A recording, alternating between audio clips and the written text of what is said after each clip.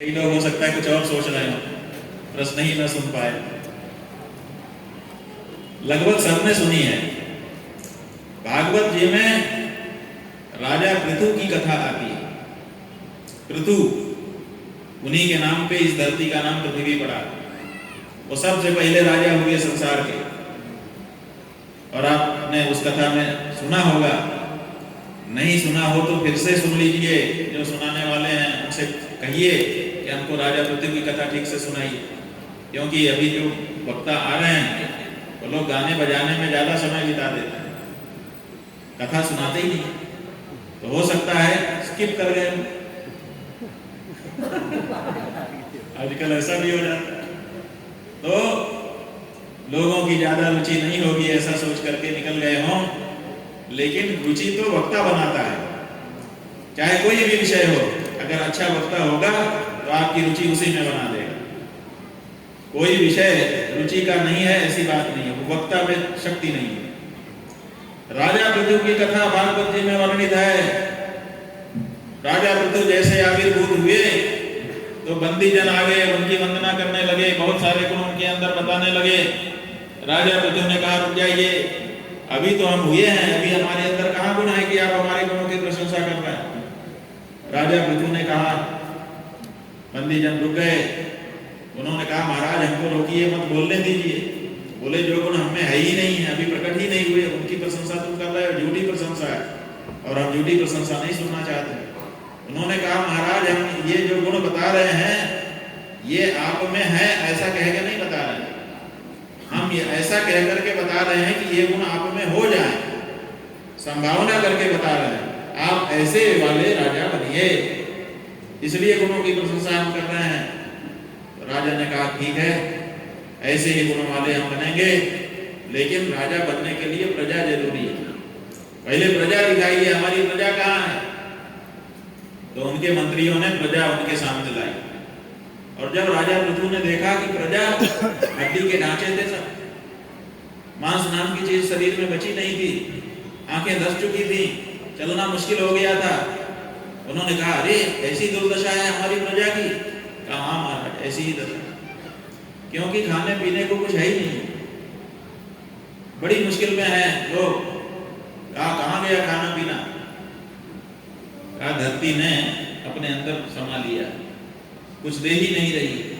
तो राजा पृथु वो राजा थे, उन्होंने अपने धनुष पर बाण चढ़ाया और कहा कि पृथ्वी ने अगर पोषण की वस्तुएं अपने अंदर समेट ली हैं तो हम पृथ्वी का वध कर देंगे। धनुष पर बाण चढ़ा लिया, पृथ्वी की तरफ लक्ष्य कर लिया, बाण छोड़ने ही वाले थे, इतने में पृथ्वी गाय का रूप धारण करके सामने आ गई, प्रकट हो गई। राजन, मैं गाय हूं, मुझे मत मारिए। हमारे यहाँ गाय मारने की चीज नहीं, गाय नहीं मारी जा सकती। क्यों नहीं मारी जा सकती? दो कारण। एक तो हमारे वेदों ने विधान कर दिया, वेदों में हमारा धर्म बताया गया है, क्या करो क्या मत करो। तो वेदों ने कह दिया, मागा मनागा मदितिपदिष्ठ, गाय को मत मारो। और एक बार नहीं कहा, 137 बार अज्ञा अज्ञा, न मारे जाने वाली, न मारने योग्य कह करके गाय को पुकारा। 2500 के लगभग मंत्र वेदों में केवल गाय के संबंध में उच्चरित किए गए। इतना महात्मा गाय का बताया गया, 33 कोटि देवताओं का निवास स्थान कहा गया। वो गाय, वेदों ने कहा इसको मत मारो। वेदों से मानो पूछा गया कि गाय को मारने के लिए आप मना क्यों करना। कहा, वैसे तो हम किसी भी प्राणी को मारने के विरुद्ध हैं, मां इंस्यात् सर्वभूतानि, किसी भी प्राणी को मत मारो, लेकिन गाय को तो किसी हालत में नहीं मारा जा सकता। जो गाय को नहीं मारता है उससे थोड़ी बहुत हिंसा हो भी जाए तो ये हिंसक नहीं कहा जाता। क्यों? क्योंकि अभी उसने एक जगह छोड़ रखी है। जैसे वो गुरु से, जो माता पिता से झूठ नहीं बोलता, वो 2-4 जगह बोल भी दे तो वो फिर भी क्षमा योग्य हो जाता है, क्योंकि अभी उसने कुछ जगह रखी है जहां फिर भी अभी वो स्पष्ट है। और जो ऐसे स्थानों पर भी झूठ बोलने लग जाता है फिर उसको क्षमा योग्य भी नहीं रहता। तो इसीलिए गाय को मत मारो, ये वेदों ने कहा। वेदों से पूछा कि आप आज्ञा क्यों कह रहे हैं, क्यों नहीं मारा जा सकता गाय को? तो उन्होंने कहा नागाम अनागाम, ये अनागा माने इसका कोई अपराध नहीं है, और जिसका कोई अपराध नहीं होता, जो निरपराध होता है, उसको मारना सही नहीं होता। अपराधी को दंड देने का हमारे यहाँ विधान है। जिसने अपराध नहीं किया उसको दंड नहीं दिया जा सकता, और उसको अगर कोई दंड देता है तो वही अपराधी हो जाता है। और इस संसार में बंधुओं ऐसा कोई नहीं है जो कोई न कोई अपराध न करता। इसीलिए कवियों ने कहा है न कश्चिन न अपराध देती, कोई ऐसा नहीं है जिसने कोई अपराध न किया हो। कोई ना कोई तो अपराध किसी न किसी से जाने अनजाने हो ही जाता है। लेकिन बंधुओं, हमारा वेद कहता है कि गाय एक ऐसी वस्तु है जो कभी अपराध नहीं करती, निरपराध। हम कुछ अपराध ना करें तो कम से कम धरती पे मलमूत्र तो करते हैं, वही अपराध हो जाता है। अपवित्र वस्तु है मलमूत्र, वो धरती पे गिर जाता है, अपराध होता है। लेकिन गाय ऐसी निरपराध है कि उसका मलमूत्र भी अपवित्र नहीं है, इसलिए उसका तो कोई अपराध ही नहीं है।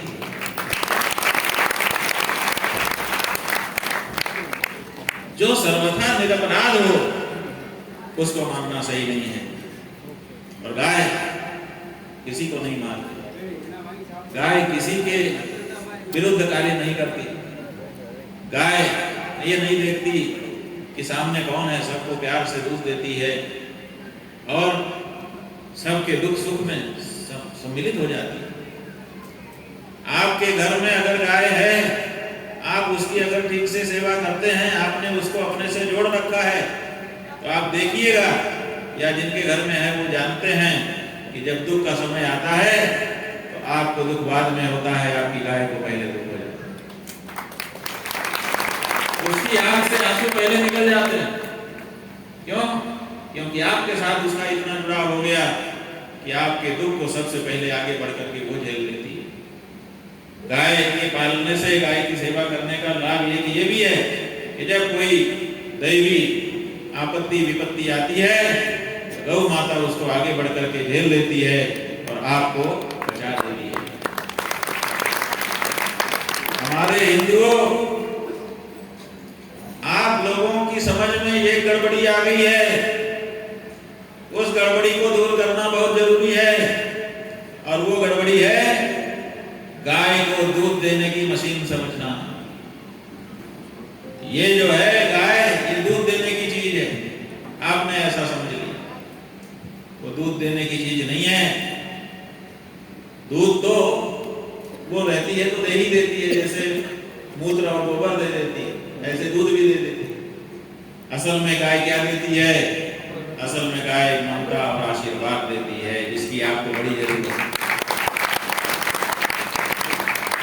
अगर अभी हम भोजन आपको देना चाहें, हो सकता है आप भोजन करके आए हो तो कह दें कि नहीं महाराज।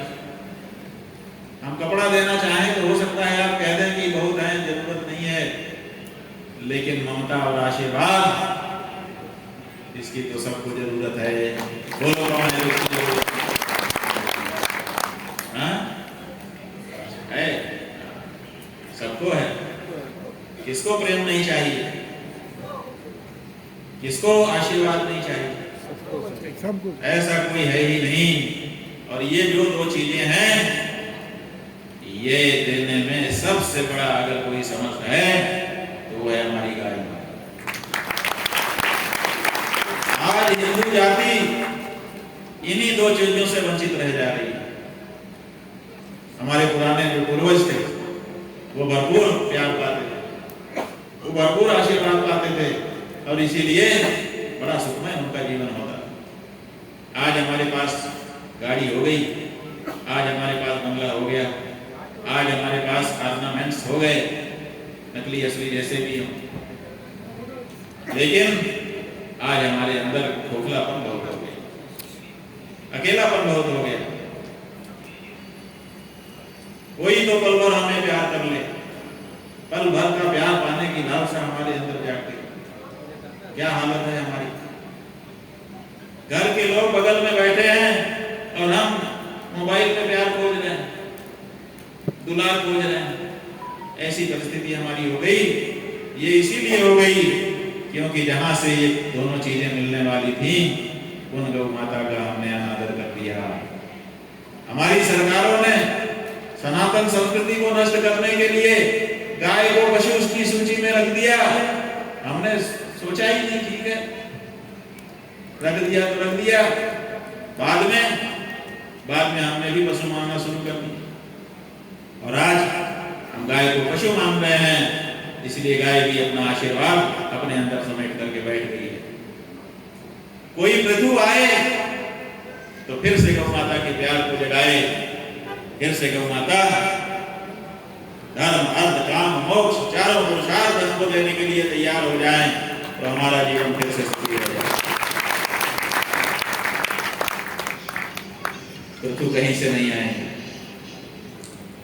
आपको पृथु बनना पड़ेगा।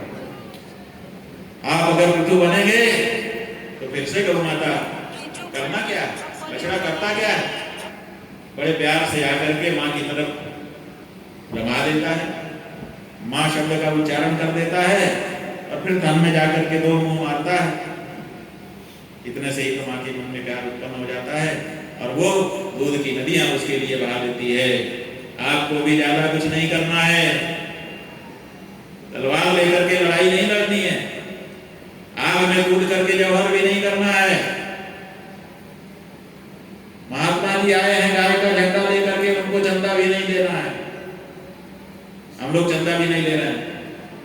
हमारी यात्रा जो हो रही है हम चंदा भी किसी से नहीं ले रहे हैं। क्यों? क्योंकि चंदा लेके अगर हम आपके बात कहेंगे तो आप में से ही बहुत होंगे जो बात में बगल में जाकर के कहने लगे कि अरे भाई सब चंदे का धंधा है, कहीं कुछ नहीं है। इसलिए हमने पहले ही मना कर दिया कि भाई 1 रुपया भी चंदा नहीं लिया जाए। जो हम लोगों के पास मठ में जितनी सुविधा है उसके अनुसार हम यात्रा करेंगे, अपने खर्चे से करेंगे। अभी तक कोई भी शंकराचार्य आपके यहाँ आया होगा, मार्ग भेज देने के बाद आया होगा, बुलाने पर आया होगा। ये पहला अवसर है कि अपना किराया लगा करके बिना बुलाए हम आपके दरवाजे पर।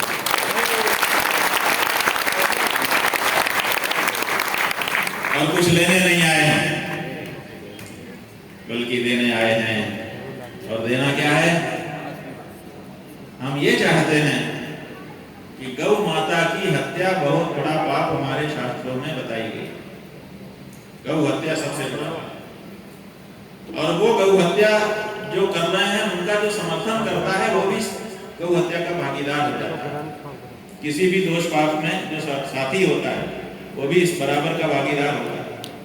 तो आज गौ हत्या कौन कर रहा है? आज वो लोग नहीं कर रहे हैं जो हमारे विधर्मी थे, आज तो सरकारें कर रही हैं। सरकार प्रायोजित, राज्य प्रायोजित हत्या हो रही है। लाइसेंस देकर के बूचड़ खाने को मशीन देकर के एक्सपोर्ट करने के लिए गायों की हत्या करवाई जा रही है। तो और वो सरकारें हम बना रहे हैं अपना वोट देकर के। आप ही तो बनाते हो, कौन बनाता है? सरकार। तो आपने बनाई सरकार अपना वोट देकर के, और उस सरकार ने वो हत्या की, तो आप भागीदार हुए कि नहीं ये बताओ, हाथ उठा के बताओ। ये यही बात है। तो हमारे सारे हिंदू भाई, हमारे सारी हिंदू बहनें गौ हत्या की पापी बन रही हैं। और हम चाहते हैं आपके गुरु होने के नाते, आपका धर्माचार्य होने के नाते, कि गौ हत्या का पाप हम हिंदुओं के माथे से हट जाए। सही चाहते हैं कि गलत चाहते हैं? सही चाहते हैं। तो भैया सही चाहते हैं तो हम आपको यही कहना चाहते हैं कि अब आपको ये संकल्प लेना है कि अब की जो मतदान हम करेंगे उसी पार्टी या उसी प्रत्याशी को करेंगे जो शपथ पूर्वक घोषणा करे कि अगर हम जीते तो हम सबसे पहला काम गौ माता के प्राण और उनकी प्रतिष्ठा की रक्षा करने का करेंगे। क्या हम गलत कह रहे हैं? वोट की बात हम कर रहे हैं तो आप में से कुछ मूर्ख टाइप के लोग होंगे जो कहेंगे कि देखो महात्मा जी वोट की बात कर रहे हैं, राजनीति कर रहे हैं। तो हम आपको समझा दें पहले ही कि हम ये नहीं कह रहे हैं। राजनीति का मतलब यह है कि जब हम अपने लिए वोट मांगने लगे कि हमारी भी एक पार्टी है उसको वोट दीजिए, तब राजनीति है। हम ये नहीं कह रहे हैं हमारी कोई पार्टी नहीं है और हमारा कोई कैंडिडेट भी नहीं है। हम ये नहीं कह रहे हैं कि हमको वोट दो, हम ये कह रहे हैं कि उसी को वोट दो जो शपथ पूर्वक पहले घोषणा गाय के बारे में करे। इससे क्या होगा? इससे ये होगा कि हर राजनेता को वोट चाहिए, चाहे इस पार्टी का हो चाहे उस पार्टी का हो, कोई भी पार्टी हो, सबको वोट तो चाहिए ना। चाहिए। और जब आप कह दोगे कि भैया हम तो शपथ पूर्वक घोषणा करने वाले को ही देंगे, तब वो क्या करेगा? तब उसकी मजबूरी हो जाएगी।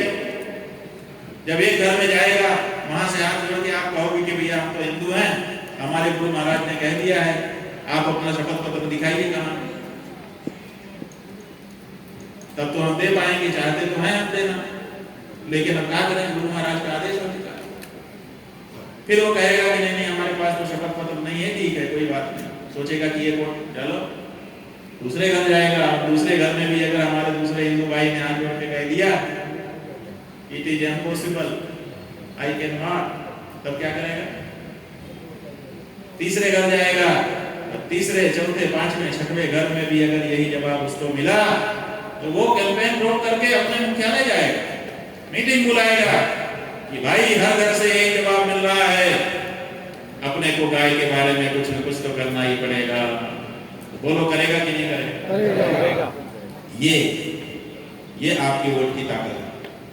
तो हम ये चाहते हैं कि अब हिंदू गौ रक्षा के लिए अपने मतदान का उपयोग करें।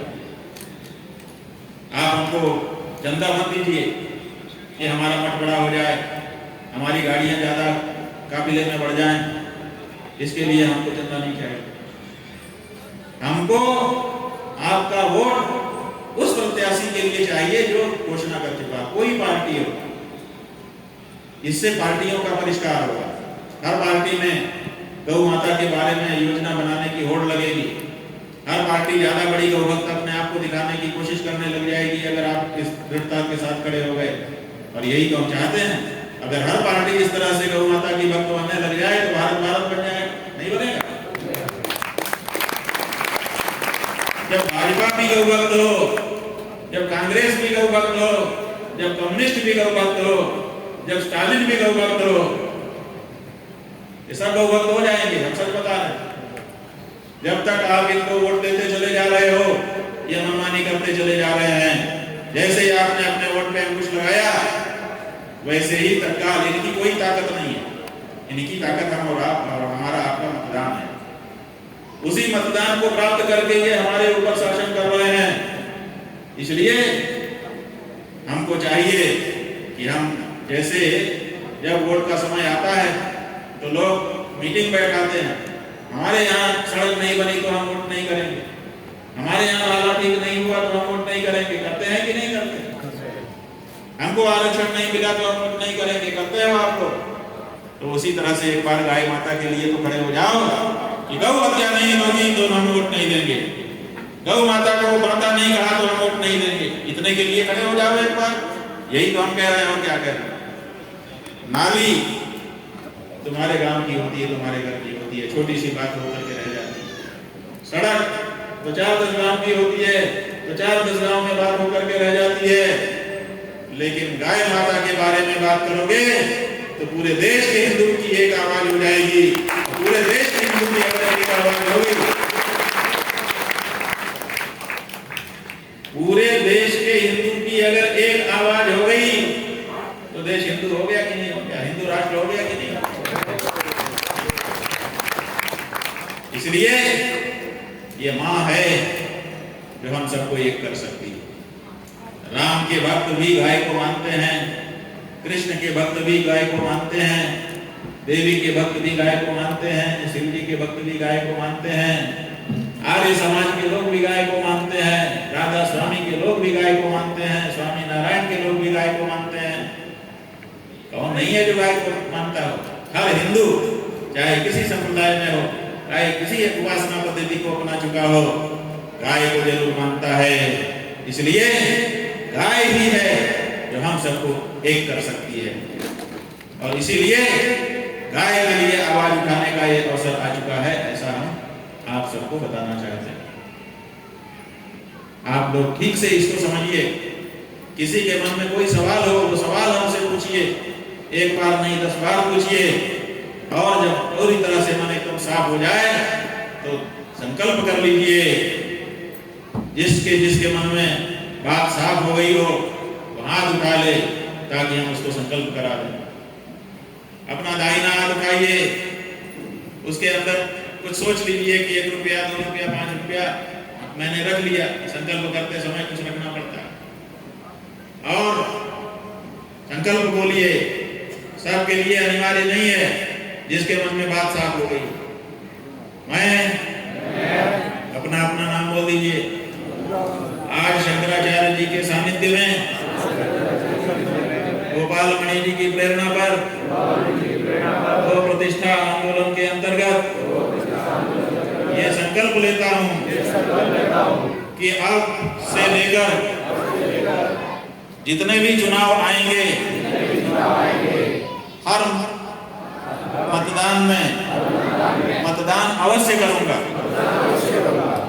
लेकिन अपना मत उसी पार्टी या उसी प्रत्याशी को दूंगा जो शपथ पूर्वक ये घोषणा करके हमको दिखा देगा कि जीतने के बाद जिस सदन के लिए वो चुना जा रहा है, उस सदन में जाकर सबसे पहले गौ माता की प्राण प्रतिष्ठा बचाने के लिए कानून बनवाएगा। गौ माता मेरी सहायता करें, मेरे ऊपर आशीर्वाद की वर्षा करें। मेरे रोग, मेरे दोष, मेरे मन की चिंताएं और मेरे माथे का कर्जा मेरे से दूर हो जाए। हर हर महादेव। बंधुओं, ये तो आपने बड़ा अच्छा संकल्प किया। कुछ ही लोग हैं, 2-4 जिन्होंने ये संकल्प नहीं किया, बाकी सबने किया। हमको बड़ी प्रसन्नता है कि आप सब लोगों को ये बात समझ में है। आप सब, यद्यपि यहाँ पर उपस्थित ज़्यादातर लोग दूसरे प्रदेशों से आकर के यहाँ बसने वाले लोग हैं, जैसा कि हम अभी तक समझ पाए। मूल जो तमिल है यहाँ कम ही है, लेकिन ये जो तमिलनाडु राज्य है, जैसा कि अभी हमने पत्रकारों को बताया, आपके भी ध्यान में हम लाना चाहते हैं कि ये गौभक्त प्रदेश है। हमने बताया कि जो नई संसद भारत की बनी है, उस संसद में जो प्रधानमंत्री जी सिंगोल लेकर के गए, वो सिंगोल यहीं का चोल राजाओं का सिंगोल है। वो जवाहरलाल नेहरू को प्रथम प्रधानमंत्री को यहीं से भेंट किया गया था आधीनम के द्वारा। जवाहरलाल नेहरू ने ध्यान नहीं दिया, उसको ले जाकर के म्यूजियम में रख दिया। नरेंद्र मोदी ने उसको निकाला और निकाल करके ले गए संसद भवन में, उसको स्थापित कर दिया।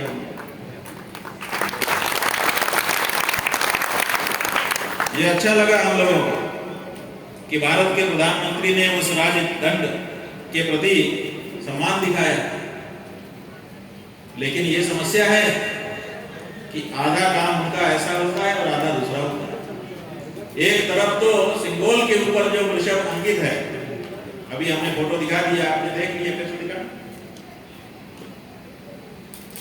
ये देखिए, ये सिंगोल ले गए, बहुत लंबा है, ऊपर का हमने फोटो रखा है। इसके ऊपर यहाँ पर ये अलंकृत वृषभ माने बैल, हमारा भाई, वो बैठा हुआ है। अब इसको लेकर के वो गए।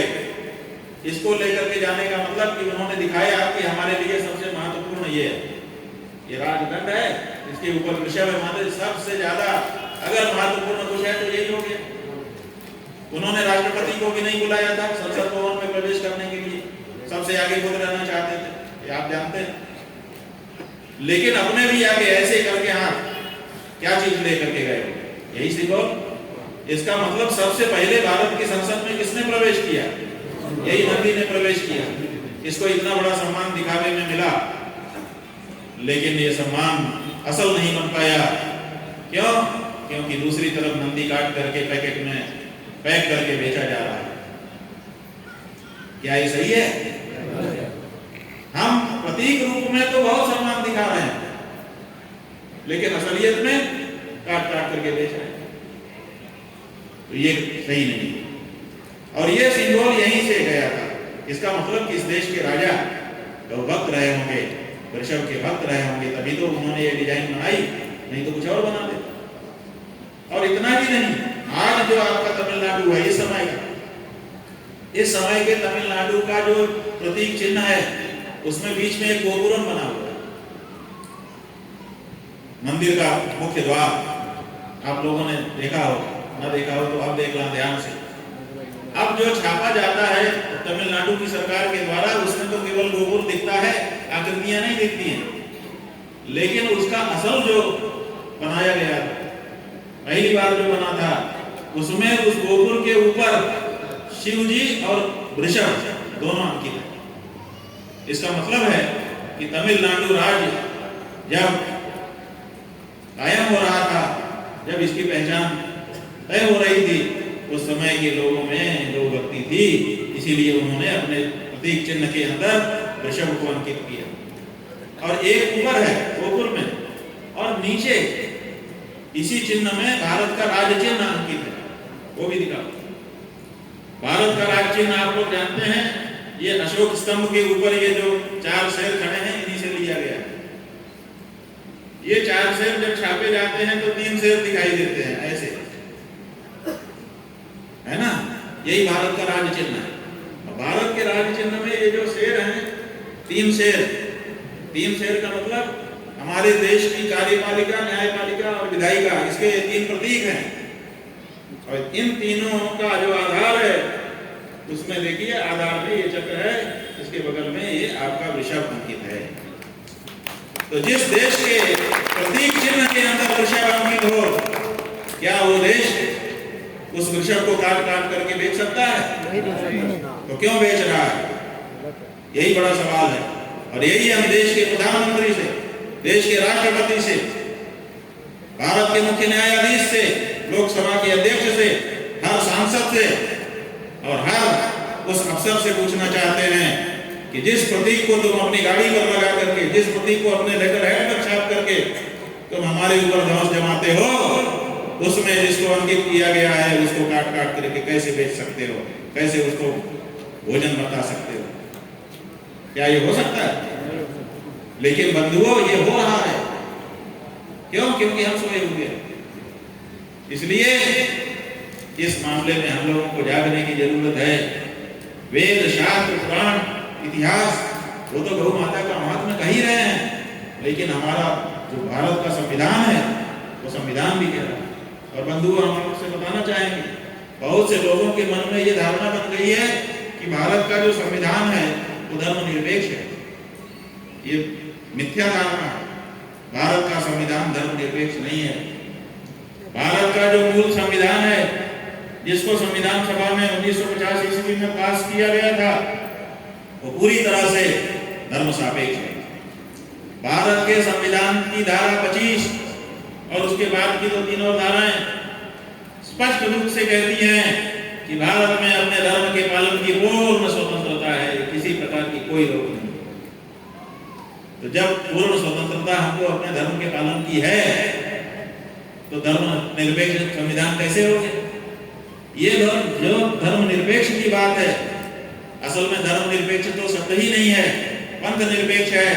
और वो भी इंदिरा गांधी के जमाने में संशोधन करके जोड़ा गया है, और वो 42वां संशोधन है। 42वें संशोधन के माध्यम से संविधान में, और बंधुओं एक बार और स्पष्ट कर दें, संविधान में नहीं, संविधान की प्रस्तावना में जोड़ा गया। प्रस्तावना का कोई मतलब नहीं होता। जैसे कोई किताब होती है, किताब की भूमिका में कोई कुछ लिख दे, भूमिका किताब का अंग नहीं होती है। किताब में होकर के भी वो किताब से अलग चीज है। तो भारत की प्रस्तावना में इंदिरा गांधी ने यह जुड़वाया है, भारत के संविधान में यह नहीं जुड़ा है, किसी अनुच्छेद में नहीं जुड़ा है, लेकिन इतना ही प्रस्तावना में जोड़ करके सबके दिमाग में भर दिया कि पंथ निरपेक्ष, पंथ निरपेक्ष, पंथ निरपेक्ष। काहे का पंथ निरपेक्ष? हम भारत के मूल संविधान का सम्मान करते हैं और उसमें हमारे धर्म के पालन की हमको पूर्ण आजादी है, स्वतंत्रता है। इसलिए हमारे पूर्वजों ने जैसे गौ माता को सम्मान दिया था, वैसा ही सम्मान हम फिर से अपने देश में चाहते हैं। ये संविधान संविधान के विरुद्ध नहीं है। भारत के संविधान की धारा 48 उसमें साफ साफ लिखा हुआ है कि भारत संघ गो संवर्धन करेगा, गो संवर्धन करेगा। आप बताइए कि गाय को काट काट करके उसका मांस बेचना ये संवर्धन है? नहीं। क्या कोई संवर्धन ऐसा हो सकता है कि हम किसी का संवर्धन करना चाहें और उसको काट काट के बेच दें? और भारत का संविधान कहता है कि भारत गौ संवर्धन करेगा, तो भारत में गौ हत्या कैसे हो सकती है अगर संविधान के अनुसार चले तो भारत की जो सरकारें हैं वो संविधान की अवहेलना कर रही हैं। वेद शास्त्र की तो छोड़ दो, भारत की सरकारें भारत के संविधान की भी अवहेलना कर रही हैं और इसीलिए उसी संविधान के अनुसार हम भारत की सरकार से जवाब मांग रहे हैं। जवाब देना पड़ेगा। जब आप खड़े हो जाएंगे तो जवाब देना पड़ेगा कि जिसके संवर्धन के लिए भारत के संविधान ने आपको डायरेक्टिव दिया है, उसको काट काट करके किस आधार पर आप बेच रहे हो। और अभी हमने आपको भारत का राज चिन्ह दिखा दिया। राज चिन्ह में जिस गाय को और उसके बेटे बैल को अंकित किया गया हो, वो भारत मांस उसका काट करके कैसे बेच सकता है? और फिर इस देश का प्रधानमंत्री सिंबल लेकर के स्थापित करता हो और उसके ऊपर नंदी अलंकृत होकर के बैठा हो, सम्मान पूर्वक विराजमान हो, उस देश का शासन गौ हत्या करके उसके मांस का विक्रय या उसके मांस के भोजन का बढ़ावा कैसे दे सकता है? तो ये जो कुछ हो रहा है सब शास्त्र के विरुद्ध, परंपरा के विरुद्ध, इतिहास के विरुद्ध, हमारी भावना के विरुद्ध और वर्तमान भारत के संविधान के भी विरुद्ध हो रहा है। ये आपको हम स्पष्टता करना चाहते हैं और इसीलिए अब आपको खड़े हो जाने की जरूरत है। कोई आंदोलन की जरूरत नहीं है। हाँ, इसी बीच बीच में बैठकें करके अपने हृदय को और स्पष्ट करने की आवश्यकता है। अगर कोई कुछ प्रश्न उठाए तो उस प्रश्न के समाधान की आवश्यकता है। इसलिए इस तरह के कार्यक्रम तो हम लोग बार बार करेंगे, लेकिन अब अपना एक ही आंदोलन है, कौन बचाएगा गौ माता। हमने पूछा था जब हम पद यात्रा कर रहे थे, तो हमारे समूह में से किसी ने कहा कि हम मतदाता गौ मतदाता, गौ मतदाता ही अब गाय को बचा सकता है, पार्टियां नहीं बचा सकती। पार्टियों से हमने अपेक्षा की थी, आप लोगों में से जो पुराने लोग हैं वो नए लोगों को भी बताएं और पुराना याद कर लें कि एक समय था जब भारत देश में कांग्रेस पार्टी का शासन था। कांग्रेस पार्टी आजादी के पहले से बन गई और वो जब कांग्रेस का अधिवेशन करती थी तो गौरक्षा सम्मेलन भी करती थी। कांग्रेस के सभी बड़े नेताओं ने कहा था कि आजादी मिलते ही कलम की पहली नोक से गौ हत्या हम बंद करेंगे। इसीलिए लोग कांग्रेस से जुड़े थे भारत के लोग। हमारे गुरुजी महाराज जो अब ब्रह्मलीन हो गए, वो खुद भी स्वतंत्रता संग्राम सेनानी थे। पूज्य बात स्वामी स्वरूपानंद सरस्वती जी महाराज, ज्योतिष पीठ और द्वारका शारदा पीठ के जगत गुरु शंकराचार्य। हमने उनसे पूछा, गुरुजी ये बताइए कि आप तो सन्यासी हो गए थे बचपन से, तो आपको ये राजनीति में जाने की और स्वतंत्रता का आंदोलन करने की क्या जरूरत पड़ी? क्या आपके मन में राजनीति की इच्छा थी? उन्होंने कहा नहीं, हमारे मन में राजनीति की कोई इच्छा नहीं थी। इसका प्रमाण ये भी है कि आजादी मिल जाने के बाद अगर हमको राजनीति की इच्छा होती तो हम भी चुनाव लड़ लेते। हमारा तो बायोडाटा था, हम 2 बार जेल में लंबे समय तक रह चुके थे, हम चुन लिए जाते, आज मंत्री मिनिस्टर हो। लेकिन हमने आजादी की लड़ाई राजनीति करने के लिए नहीं। हमने कहा क्यों लड़ी आप? उन्होंने कहा कि हमको बताया गया कि अंग्रेज गौ हत्या कर रहे हैं, इसलिए अंग्रेजों को देश से भगाना है। तो हमने सोचा कि ये तो बिल्कुल सही बात है, अंग्रेजों को भगा देना चाहिए ताकि गौ हत्या रुक जाए। और फिर उन्होंने कहा कि अगर हम जानते कि आजाद होने के बाद भारत ऐसा गौ हत्यारा देश बन जाएगा तो हम आजाद कभी भाग नहीं लेते। इन लोगों ने उस समय कहा था कि हम गौहत्या बंद करेंगे, इसके लिए लोग इनसे जुड़े थे। इतना ही नहीं, जब देश आजाद हो गया तो इन्होंने 2 जोड़ी बैल का चुनाव चिन्ह बनाया कांग्रेस वाले कि हम तो गौभक्त हैं, तो लोगों ने इनको वोट दिया। उसके बाद इन्होंने दूध पीता बछड़ा वाली गाय का चुनाव चिन्ह बनाया, उस पर वोट लेकर के राज किया इन्होंने, लेकिन गौ हत्या करते रहे। उसके बाद 2014 ईस्वी में नरेंद्र मोदी आए, उन्होंने कहा ये गुलाबी रंग की क्रांति हो रही है देश में, मांस विक्रय विशेष करके गौ मांस विक्रय के मामले में देश बढ़ता चला जा रहा है, तुम्हारा कलेजा पता नहीं इससे दहलता है कि नहीं दहलता, मेरा तो दहलता है। आप लोगों में से कुछ लोगों ने जरूर सुना होगा उनका एक उत्तर। हम लोगों ने सुना, अरे इसके मन में इतनी पीड़ा है, ये व्यक्ति सही रहेगा, इसको प्रधानमंत्री बनाया जाना चाहिए। हम लोगों ने कट कट कट कट चप चप चप चप चप चप दे दिया, वो प्रधानमंत्री बन गए और प्रधानमंत्री बनकर के 10 साल बहुमत की सरकार चला चुके। लेकिन गौ हत्या बंद होना दूर, गौ हत्या के और गौ मांस विक्रय के मामले में देश पूरे दुनिया में सबसे ऊंचा हो गया, सबसे ज्यादा गौ मांस का निर्यात करने लगे। तो इसलिए किसी पार्टी किसी प्रत्याशी से अब आशा नहीं है बंधुओं। इसीलिए हम कह रहे हैं कि चाहे कोई हो, जब आए तो कहिए कि शपथ पत्र दो, तब हम तुम पे भरोसा करें। और ये बात हम क्यों कह रहे हैं, एक व्यक्ति ने, एक पत्रकार ने परसों हमसे पूछा कि मान लो कोई शपथ पत्र दे दे, ये राजनेता तो धोखेबाज होते हैं, बाद में कहते हैं हमने जो कहा था वो तो जुमला था, तब क्या होगा। तो हमने कहा कि अगर कोई शपथ पत्र हमको देगा कि हम गौ रक्षा करेंगे और हम उसको वोट दे देंगे, और बाद में वो पलट जाए और फिर से गौ हत्या को बढ़ावा देने लगे, तो कम से कम वो पाप उसके भागीदार हम नहीं होंगे, वो पाप केवल उसका हो जाएगा। इतनी तो बचत हमारी हो जाएगी, और इतनी की बचत हो गई तो कम से कम हम पाप से होंगे। क्योंकि गाय की हत्या का जो पाप है, करोड़ों वर्ष नरक में रह करके उसको भोगना पड़ता है। गाय के जितने रोए होते हैं उतने वर्ष तक नरक में रहना पड़ता है। तो इसलिए वो कोई छोटा पाप नहीं है, उससे बचना बहुत जरूरी है हम हिंदुओं को। तो इसीलिए ये संकल्प आपको लेना है और इस बात के लिए लोगों को तैयार करना है और इसका प्रचार भी करना है, ताकि डर पैदा हो नेताओं के मन में, और डर पैदा होगा तो फिर सब गौ रक्षा के लिए खड़े हो जाएंगे, खड़े हो जाए ताकि गौ रक्षा इनके हाथ से हो जाए, इनका भी परलोक सुधर जाए। हमको क्या दिक्कत है, हमारा ना बिगड़े और किसी का सुधर जाए।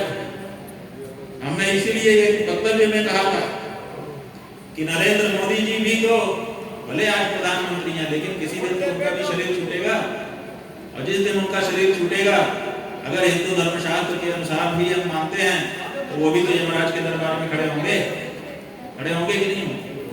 वहां उनको प्रधानमंत्री का प्रोटोकॉल मिलेगा। वहां कोई प्रधानमंत्री बन के नहीं जाता, वहां हम जाएंगे तो शंकराचार्य बन के नहीं जाएंगे, वहां तो सब जीवात्मा बन के जाएंगे और सबके कर्मों का लेखा जोखा वहां पे चित्रगुप्त निकाल करके रखेंगे। इसलिए गौ हत्या के पाप के लिए कल को उनको नरक में ना जाना पड़े, इसकी चिंता कौन करेगा? आखिर हमारे नेताओं के भविष्य की चिंता, उनके भी परलोक की चिंता धर्माचार्य नहीं करेगा तो कौन करेगा?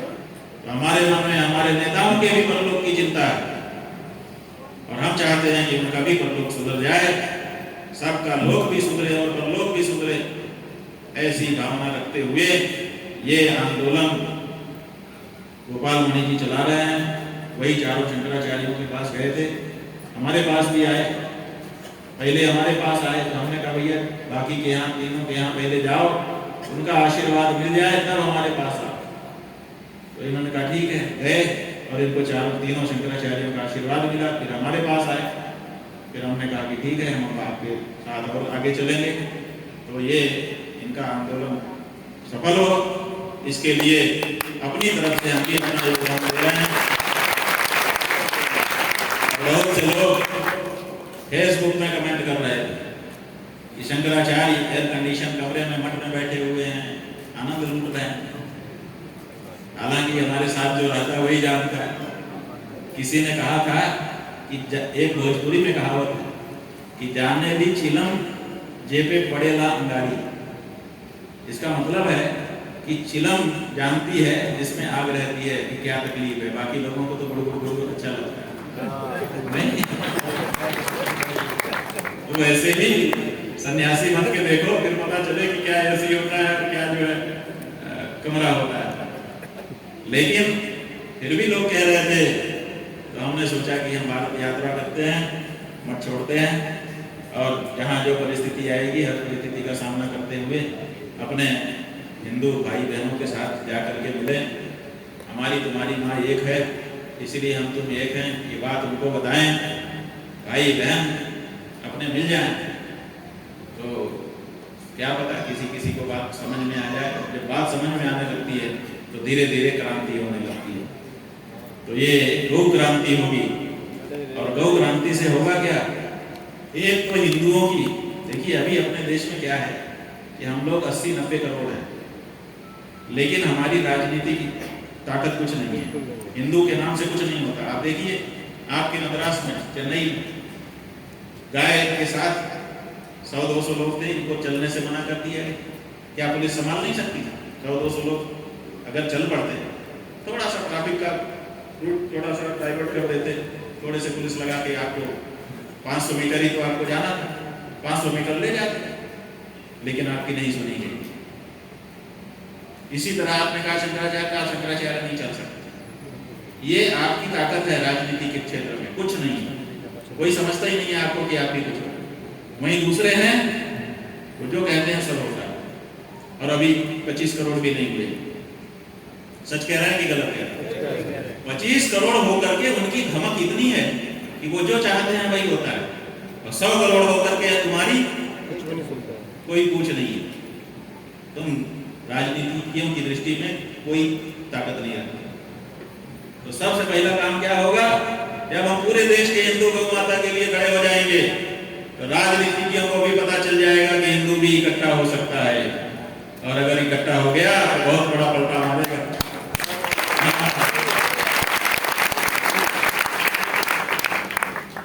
डर पैदा हो जाएगा। उसके बाद आप गाय लेके निकलोगे तो पुलिस थाना आपसे संपर्क करेगा कि सर कौन से रूट से जाएंगे? क्या नाम है आपका? हनुमान जी, किस रूट से जाएंगे? एक भी करके जरा तुरंत भिजवा दीजिए, मुझे व्यवस्था करनी है। यही प्रशासन ऐसे क्रिकेट की तरह बदल जाएगा। ताकत की बात ये तो राजनीतिक दृष्टि से होगा, और आध्यात्मिक दृष्टि से आप सबका परलोक सुधर जाएगा गाय के पक्ष में खड़े होने से। आप गौ हत्यारे अभी हैं क्योंकि आपने गौ हत्यारी पार्टियों को वोट दिया है, और जैसे ही इस संकल्प के साथ आप वोट देना शुरू करेंगे आप गौ रक्षक सिद्ध हो जाएंगे। बहुत बड़ा अंतर आध्यात्मिक दृष्टि से आएगा। और जब गौ माता के रक्षक हो जाएंगे आप, तो आपके शरीर के रोग, आपके मन की चिंता और आपके माथे का कर्जा उतरने लग जाएगा। रिकॉर्डिंग करके रखो। जिस दिन गौ माता का सम्मान फिर से अपने देश में शुरू हुआ, उस दिन देश के लोगों का और देश का स्वयं का भी कर्जा उतरने लग जाएगा।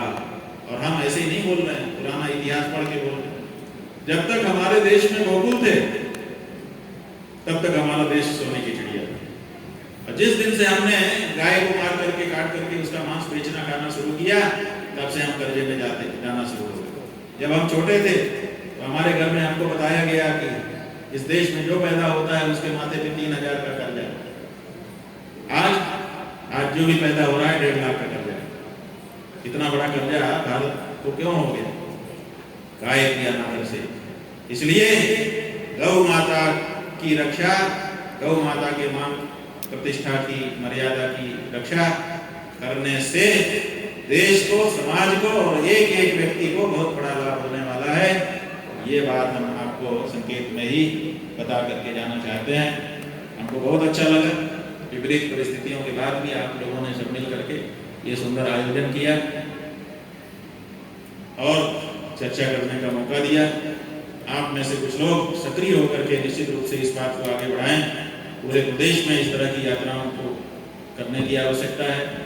और आगे 7, 8, 9 नवंबर हम लोग दिल्ली में इकट्ठा होंगे उस समय हम चाहते हैं कि तमिलनाडु के सभी संसदीय क्षेत्रों से एक एक व्यक्ति गौ सांसद के रूप में और तमिलनाडु के सभी विधानसभा से एक एक व्यक्ति गौ विधायक के रूप में दिल्ली आए और वहां पर बैठ करके हम लोग मंथन करें और प्रस्ताव पारित करें और फिर सघन प्रचार करते हुए ये जो बातें हैं ये सबके बीच में घुमा दी जाए, बहुत जल्दी परिवर्तन आ जाएगा और वो परिवर्तन हनुमान जी और हनुमान जी के साथ आप सब वानर सेना।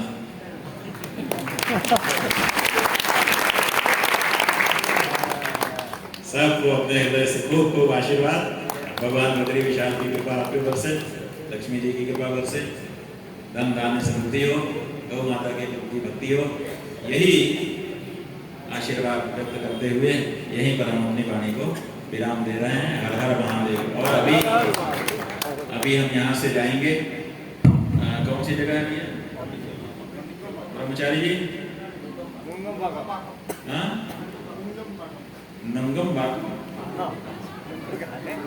बाकुम जाएंगे, वहां पे गौ माता का जो ध्वज है वो प्रतिष्ठित किया जाएगा और उसी ध्वज को केंद्र बना करके आप लोग बीच बीच में उस ध्वज के पास जाया करिएगा और फिर धीरे धीरे उस ध्वज को हम लोग और ऊंचा करेंगे और उस ध्वज को धीरे धीरे फिर उसमें से कॉपी बना करके एक एक मोहल्ले में, एक एक गांव में, एक एक क्षेत्र में, एक एक घर में, West Mambalam, Trinagar, Gauri Hall, West Mambalam, वहां जाने वाले हैं और वहीं गौध्वज की प्रतिष्ठा होने वाली है। तो ये गौध्वज पूरे तमिलनाडु क्षेत्र का केंद्र बने और यहीं से गौ माता की बात ले जा करके सब जगह पर प्रकाशित कर दी जाए। सर्वत्र मंगल हो, यही कामना। हर हर महादेव।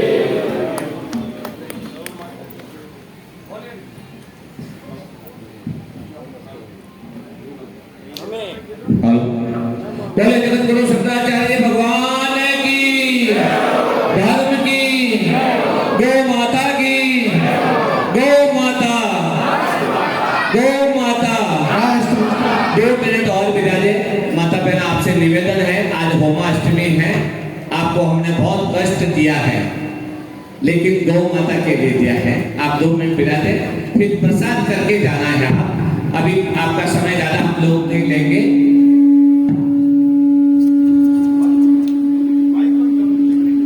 दूसरा वाला कोई माइक बंद कीजिए। हाँ, थोड़ा सा कार्यक्रम और है। जिन भक्तों ने इतनी मेहनत की है, परम पूजनीय जगत गुरु शंकराचार्य जी अपने हाथ से कुछ सम्मान करेंगे और कुछ सम्मानों के लोगों ने बहुत विशेष सहयोग किया है इस कार्यक्रम के लिए, उनको सम्मान पत्र देंगे। उसके पहले साधु श्री स्वामी अमरीश सानंद जी महाराज बहुत ही भाग्यशाली हैं, परम पूजनीय जी का आशीर्वाद मिला है। मैं आभारी रहूंगा और जो बात कही है वो शिरोधार्य करके हम जीवन प्रेम, जब तक इसमें प्राण है शरीर में, तब तक गौ माता के लिए और देश के लिए काम करूंगा। अमरीशा जी महाराज को हमारे समिति के कुछ कार्यकर्ता भेंट करेंगे।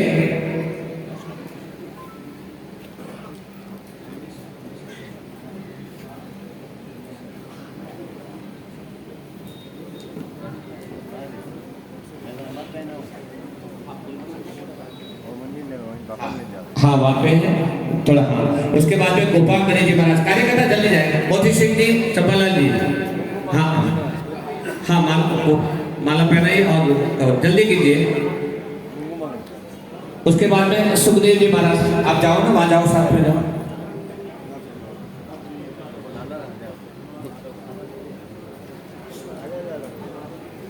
टाइम मिला 2 मिनट बिराजे, 2 मिनट का समय लेंगे। भाई लोग बिराजे, सभी भाई लोगों को 10 मिनट और देना है। आपसे समय की मांग कर रहे हैं।